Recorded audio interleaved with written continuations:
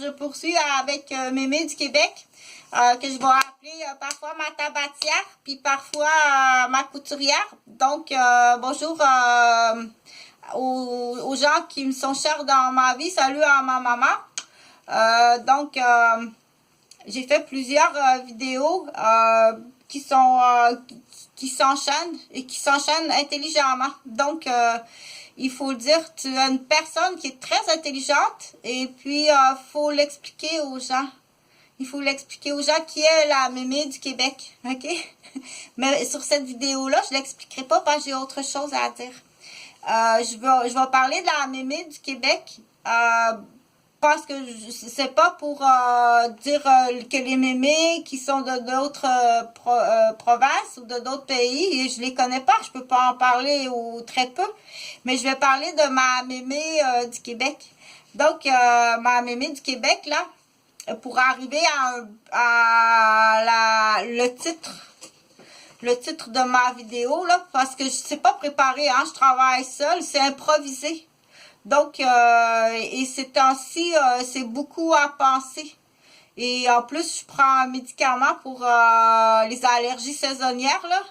Donc, il faut le dire. Puis il faut, parce que cacher les choses, j'aime pas ça. On les appelle Sainte-Hélène puis Sainte-Suzanne.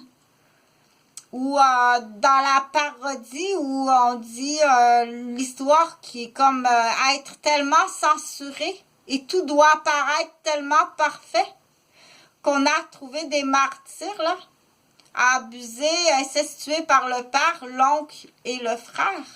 On l'appelle Sainte-Martine. Parce qu'elle est d'un milieu où c'est tellement censuré. Manger sans parler, aller dans vos chambres, étudier sans faire de bruit. Mais c'est tellement imposé qu'à un moment donné, là, il arrive des choses qui fait que la personne ne dira pas. Surtout si on arrive avec une autorité. Mais c'est pas ça que je veux faire comme vidéo, là. Ce que je veux faire comme vidéo, là, parce que soit attentif, il y a beaucoup de choses, mais pour certaines personnes, c'est plusieurs chapitres qui vont être capables, après coup, là, de dire, OK, Chantal, elle a parlé de ce chapitre-là, de ce chapitre-là, de ce chapitre-là, de ce chapitre-là. Je t'énumère des chapitres, des dossiers ou des fichiers, qui fait que pour le reste, tu es capable de faire une équation. C'est ça qu'on appelle la mathématique quantique. Je te nomme les chapitres, puis va-t'en avec ça, là, puis va réfléchir longtemps. OK? Autrement dit.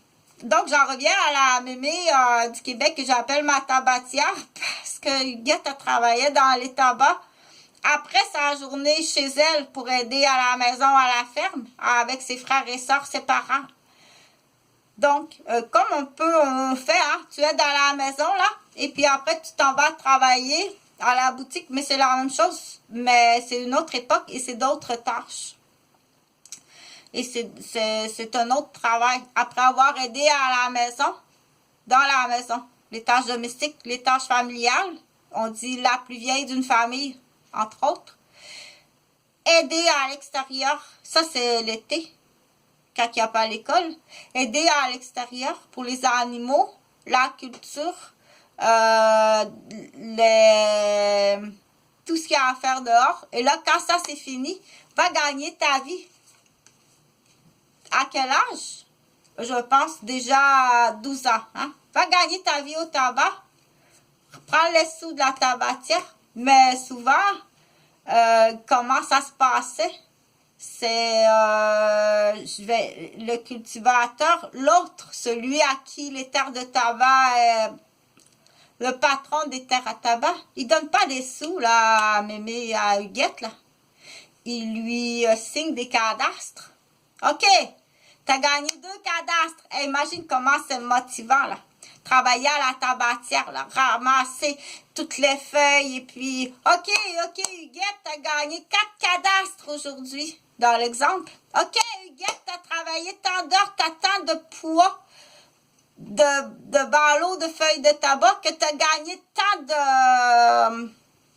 d'acres, de kilomètres de terre. C'est à toi. Voilà les papiers. Les certificats,